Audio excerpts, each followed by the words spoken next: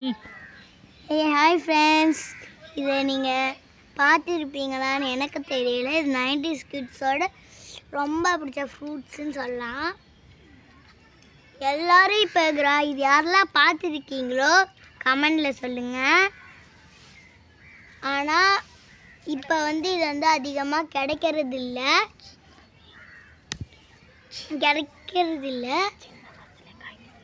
அதுவும் சின்ன மரத்துல இவ்வளோ பழம்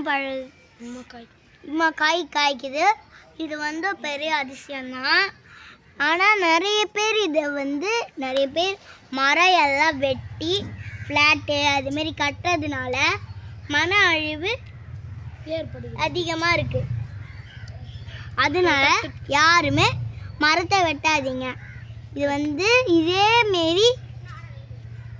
இதுமாரி இலைய பார்த்தா எல்லாமே புளியா மரம் அப்படின்னு நினச்சிடாதீங்க. இதேமாரி 3 விதமாக இருக்குது. புளியா மரம், தொட்டாசினிங்கி, முள்.